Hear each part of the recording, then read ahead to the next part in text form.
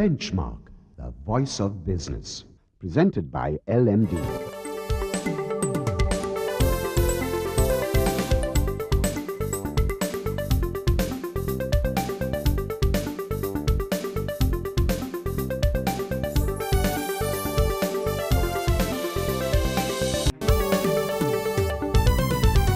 On this edition of Benchmark, the Group Managing Director of Waterwater Plantations, Vish Govindasamy, joins us on the program today as we continue our discussion on the tea industry.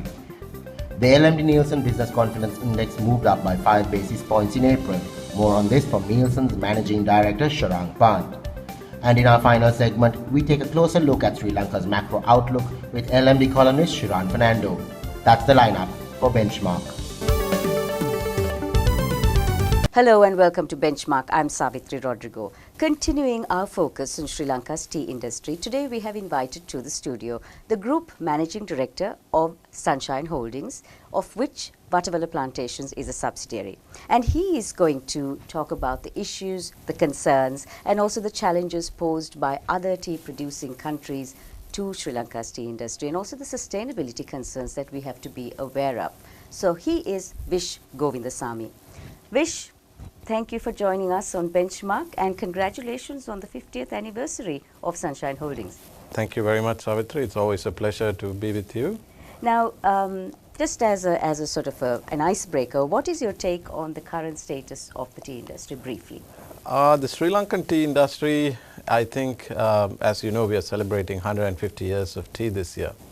So we have come a long way. But I must say, the Sri Lankan tea industry has few components to it. It's complicated. You know, we have the regional producers, then we have the smallholders, then we have the factory owners, and of course we have the exporters who are in Sri Lanka. So it's a complicated, different parts of the business that compromises the industry as a whole. But I think the industry is facing some huge challenges going forward.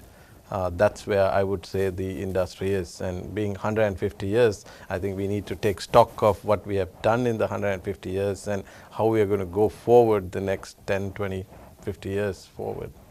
Now, crop deficits have been recorded in Kenya, in South India and Sri Lanka over the past 12 months, which means there is a global shortfall, which also means there's less tea to go around and therefore prices are rising. Now, has Sri Lanka got advantage of that? Certainly, Sri Lanka has got the benefit of this shortfall of tea, mainly on the shortfall of Sri Lankan tea, not because of the shortfall in Kenya or India, because we produce a very unique type of tea in Sri Lanka, especially our low-grown teas, which are not produced in the rest of the world. And we have got the benefit of this shortfall of about 40 million kilos last year, mainly due to self-inflicted reasons. One, of course, is the weather, which we have no control over. We had some drought, but mainly the reason that we are self-inflicted with is this regulatory issue with our weedicide, that which not being able to solve up to now, which also means we are unable to apply the fertilizer required, which has brought down the quantity of tea produced in the last year. So yes, to answer your simple question, yes, it has helped getting the prices up, but whether it's sustainable is a question. So how is the Sri Lankan product actually rising up to the challenges that have been posed by the likes of India and Kenya? So we are still happy with this unique product of the low-grown tea that we make. Kenya and India predominantly manufacture CTC tea versus our orthodox tea. So we are generally not in competition with those teas because our teas are consumed mainly by the Middle Eastern consumer and the greater Russian consumer, which is where the low-grown teas are going. Whereas the CTC teas are mainly used in tea bags, which is consumed by the rest of the world, which is the Europe, Japan, the Far East and USA, etc. So until such time we have the benefit of these two huge markets consuming our low-grown tea, we will have this benefit, but Vietnam is now learning to make this type of teas and are posing challenges to this type of teas coming in. So we cannot be complacent of having this unique product. So we need to do more. We need to reduce our cost of production. Our bushes have to start producing better quality teas. Our productivity has to improve. So much to do still. And is the industry even attempting to do half the things, at least what you're saying? So that's what I started off by saying, the complexity of the industry. First of all, as an industry, we are not together. We are apart. The producers are apart from the exporters, the factory owners, etc. We need to come together as an industry to say this is the way forward. Unfortunately, either privately by the industry, nor with the regulator or the government, we have been able to come together, because we all have our individual wants and not wants in our way we do business. So we need to put all this aside. We need to come together as the Sri Lankan tea industry and march forward by putting all our differences together.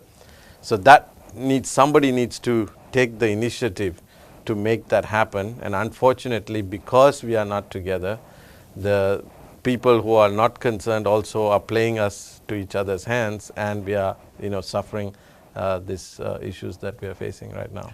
What are the key trends that we need to watch out for when it comes to the global tea trade? I think the key trends right now, there is an increased consumption of green tea, there is increased consumption of specialty teas, increased consumption of non-tea based herbal. They use the word tea, but actually there is no Camellia sinensis in that component. It's herbs, fruit pieces, etc. But the word tea is used, unfortunately, with that. So those are all going to pose huge challenges to the way we see tea is consumed. And tea being a plantation, agricultural based industry, I do believe corporate social responsibility or corporate sustainability, does it receive the truest sense of that phrase? I can speak for the regional plantation companies, which are 20 regional plantation companies. I think all of us are really putting a lot of effort in the corporate social responsibility. I think we first look after our people. That itself for me is a huge effort. Remember, we are talking about a 150-year legacy that has been left behind, and we are under tremendous pressure by the various groups to get certified of various things so that our teas can be sold in these Western markets with these labels that qualify to say that we are corporate socially responsible or sustainable, etc. But all the work for that is being done by us and with no additional benefit. So again, we are doing a lot of work. Is it enough? Probably not. Like I said, we are trying to deal with a 150-year legacy. So we are working hard at making that happen. So Vish, what are the chief sustainability concerns for the industry? Sustainability concerns for the industry, I keep coming back to the 150 years. We need to make sure we protect our soil. We need to make sure we replant properly. We need to make sure our forest cover is protected. We need to make sure our flora and fauna is protected. And also, like I went back to your previous question of looking after a people, this is a people's-based business. I mean, just my company alone employs over 15,000 people in the tea industry. So it's, that is where the real concerns are, and we have to make sure we look after all these things that I said to be sustainable for the future. So we'll continue in that tone after the break, Vish. So after the break, after our commercial break, we ask Vish Govindasamy to rate the efforts, particularly in the plantation sector, about how they would reduce their carbon footprint or maybe even achieve carbon neutrality. So stay with us.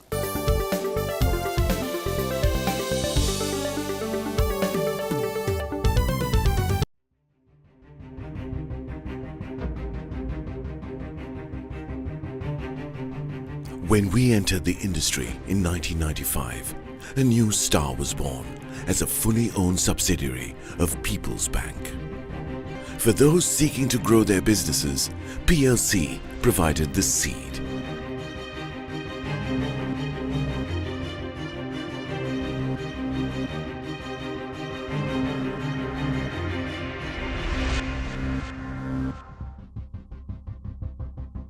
We are not only Sri Lanka's #1 leasing company, but also the largest non-banking financial institution. Welcome to a new dawn for the nation. Introducing People's Leasing and Finance, PLC.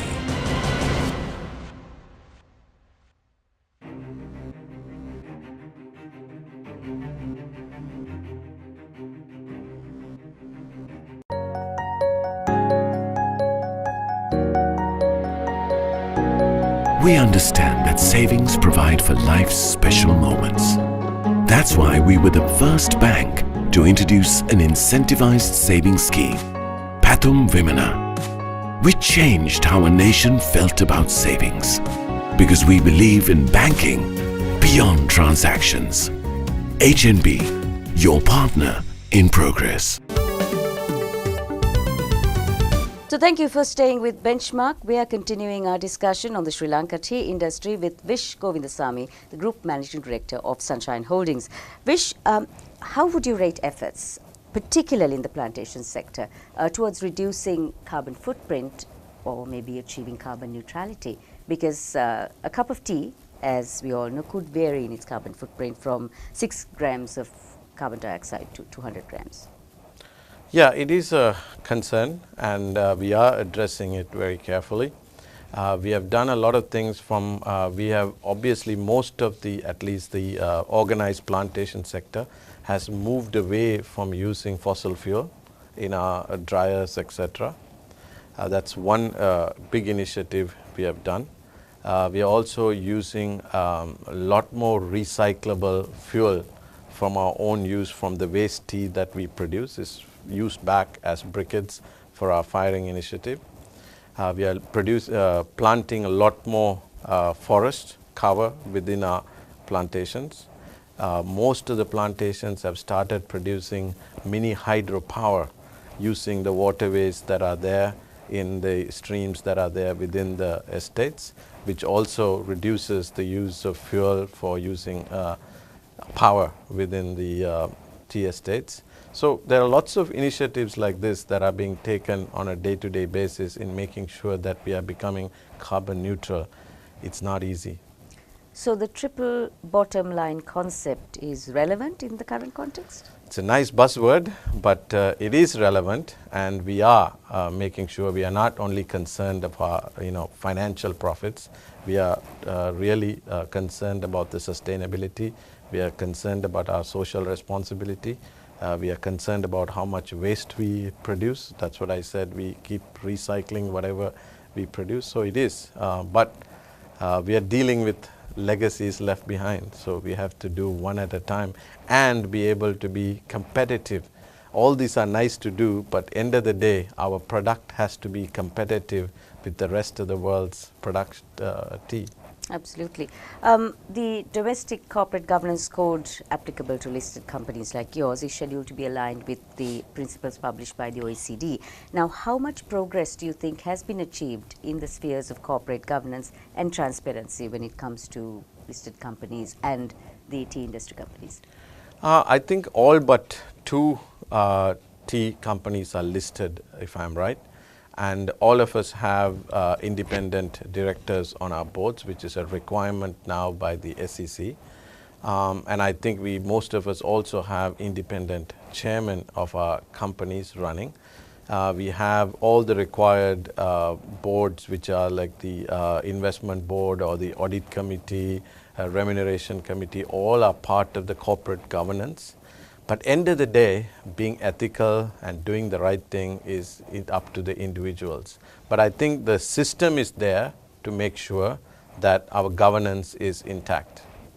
Now, away from the tea industry and looking at the macro picture of Sri Lanka, when you look at Sri Lanka, what are the main sustainability challenges that the country faces? There are loads to be, but I think there are small loose hanging fruits that we can go after. Recently, the issue that we had with our disaster in our country with the waste disposal. So we also have, as citizens, need to improve our civic sense in disposing our waste. and being responsible in reducing the waste that we produce, using less packaging materials that are coming out of the system. So a lot of things we as a developing country can adopt very quickly, and the regulators need to go after those things to make sure we are sustainable in that way.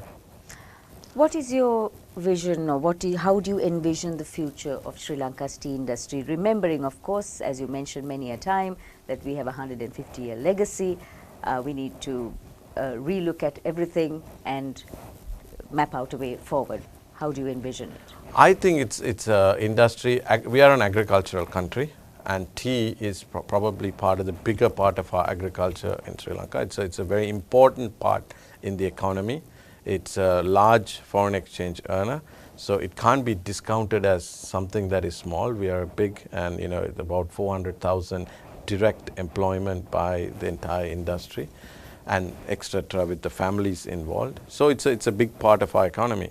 So my immediate thing would be less regulation, freedom to practice what the industry feel is the right thing to do, less interference by the government, and not take arbitrary decisions such as banning of weedicide, because there are rules on how much of this that we can use. The minimum residue levels are all controlled by various organizations, so we can't just use whatever and get away with it. So I think we need to find solutions for our problems than arbitrary decisions like this, which affects certain industries and then there is no solution.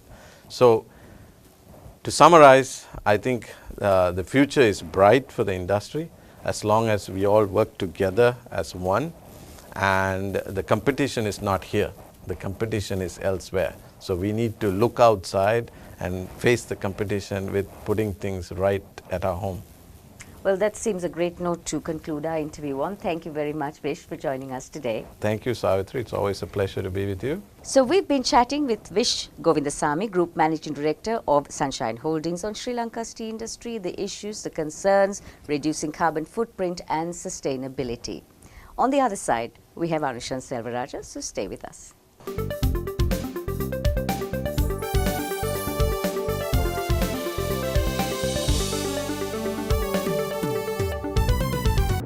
Sri Lanka's #1 leasing company is now the nation's largest and highest rated finance company with 2 international ratings.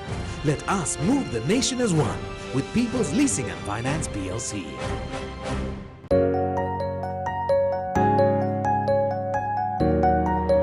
Nearly 60% of all businesses in our country are SMEs. Some of our most growth-oriented financial solutions have been customized to serve this sector. That's why we have invested over 500 billion rupees to support the backbone of our economy. Because we believe in banking beyond transactions. HNB, your partner in progress. Welcome back to the show. I'm Anushan Selvaraja. Now for a closer look at the latest on the LMD Nielsen Business Confidence Index. Joining me is the Managing Director of Nielsen, Sharang Pal. Welcome back to the show, Sharang. Now, the BCI is up 5 basis points, yes, but that's still much lower than what it should be. What are the sensitivities behind this? Yeah, Anushan. So these look like interesting times. The IMF conducted its second review under the EFF, or Extended Fund Facility Arrangement, in the month of March. So while they noted that the government and the authorities have done a bit on improving the fiscal stability, there's still a lot to be done. At the same time, there are expectations of GSP Plus going through, and therefore there's some bit of excitement in the air when it comes to business sentiments or consumer sentiments. As a result, we see the BCI moving up from 112 to 117 in the month of April. So that's a movement of 5. And what's being said is there's some activity on the ground when it comes to infrastructure development. There's some activity seen in terms of property development. There is news on more tourist inflows. So these are some positive aspects that are coming through in the form of news, and which is helping the business confidence move up. Now, having said that, the consumer confidence on the other hand is still flat at 54. And that could very well be because of the higher taxes and inflation stepping in because of the drought, which is causing a concern on consumption, which is basically driving down the consumer confidence index. All right. So where do respondents stand in terms of our economic and business prospects? Yeah, so as I said, there are some positive sentiments, and as a result, about 35% of the respondents feel that the economy will be still worse off in the next 12 months. However, about 28% of the respondents feel that the economy will improve in the next 12 months. Now, this is a significant improvement compared to last month, wherein the same percentage was about 22% in the month of March. So that's an improvement, and what's driving this is again the news around infrastructure and hopes around GSP plus. Moving on to investment, then Srirang, where do they? What are their thoughts on our investment climate? About 40% of the leaders say that their business in the last 12 months was worse off compared to the past year. But there is some positive sentiment in the air, because of which about 1/3 of them say that the business might look up in the next quarter. There would be some growth seen in the next quarter. They've possibly seen the bottom, and it's only an upward trend from here. When it comes to investment, again, the positive news around GSP and infrastructure development is having an impact on the scores on investment perception. And about 17% of the respondents say that the investments might move up. It is a positive scenario for investment. This number last month was about 10%. So again, a significant jump on the investment environment as such. So using all this, Srirang, what would be your projections for the future of the BCI? Yeah, so as I said in the beginning, the IMF has laid down its condition. There's still some work to be done around managing inflation, around reorganizing the state-owned enterprises. There's positive news on GSP plus. At the same time, inflation is still pretty high, and with the drought still looming large, it might continue for a while, impacting consumption. Now, given all these scenarios, we feel that the business confidence might remain range bound around 120, 130. So it will not go beyond the 130 range. Thank you very much for joining us, Srirang. Pleasure. Thank you. That was the Managing Director of Nielsen, Srirang Pant. We'll be right back after a short commercial break. Stay tuned.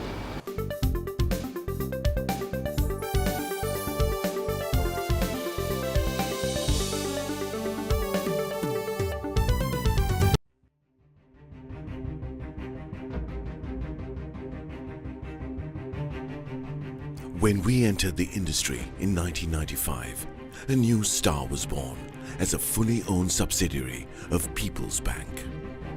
For those seeking to grow their businesses, PLC provided the seed.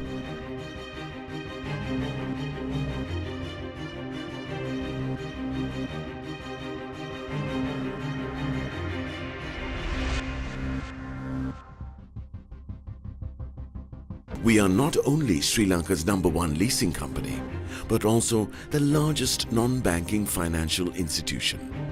Welcome to a new dawn for the nation. Introducing People's Leasing and Finance, PLC.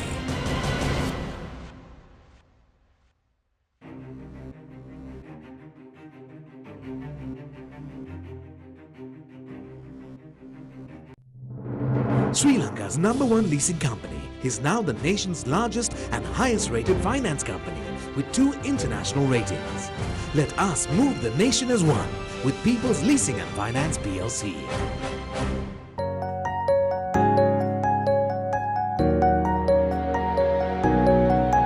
Gami Pubudua, our microfinance offering makes it possible for the youth of this country who have a viable business plan but lack the funds to realize their dreams. We are committed to grassroots level entrepreneur development because we believe in banking beyond transactions. HNB, your partner in progress. Welcome back to the show. I'm Anushin Selvaraja. Now for a closer look at the latest on the economy, joining me is economist and LMB columnist Srirang Fernando.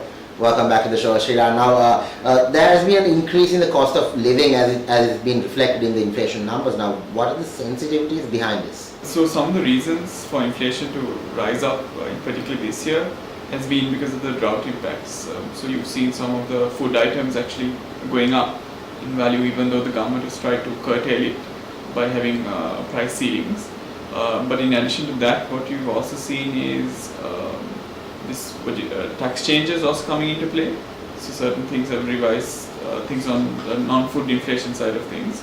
And overall, we are seeing a base effect impact on this particular Colombo CCPI. So that sort of pushed up inflation higher than what it was last year.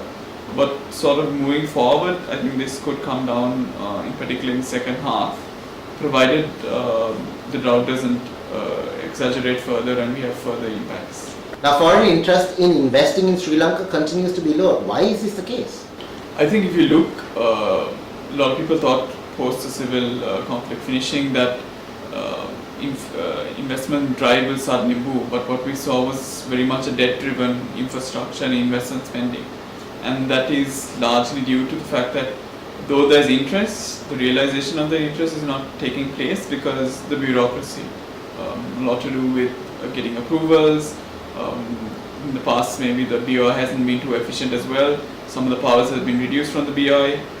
So all those factors coming into play sort of have put off investors because they look at Sri Lanka and they want to invest, but they don't want to spend entire amount of time, going from this place to that place to get approvals. So we need to have sort of like a one-stop shop, and that's sort of worked. If you look at countries like Singapore, Malaysia, in certain of their provinces, it has worked in driving investment.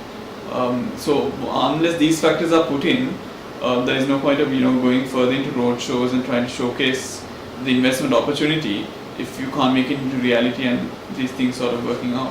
Sri Lanka faces a debt dilemma, and the rupee, the value of the rupee is a concern, and we are not even earning enough from exports. So what does this say for the future of our economy?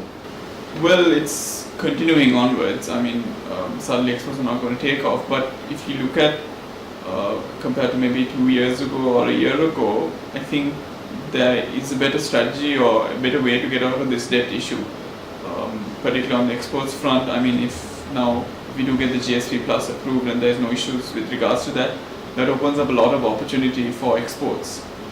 Because if you look at from 2009 to 2015 or 16, exports to the European Union has not grown at all, pretty flat, but countries like Vietnam, Cambodia have taken off double during this time period in terms of the export earnings. So GSP Plus and those kind of positive factors will create some sort of incentive for earnings to grow up. The other thing is obviously FDI. I mean, that needs to pick up as well this year. And the signs are, the Prime Minister himself labeled this as the year of FDI. Hopefully that will take place with the amount of interest that he's generating from his visits to China, to India, to Japan. Hopefully this will in the end bring about some FDI number. And I think the key thing is heading into the first quarter of this year, we thought the FDI number for last year was about 445 million, but it was not the case. It was again close to about 1.1 billion. So it seems that FDI maybe has come in the last quarter, or there could have been some accounting thing which suddenly boosted it. But if we can hone on this momentum and take it forward, then it augurs well to get rid of this debt dilemma that we have. Thank you very much for joining us, Shiran. Pleasure being here. That was economist and LLB columnist Shiran Fernando. Thank you for watching Benchmark, and we hope to see you again next time.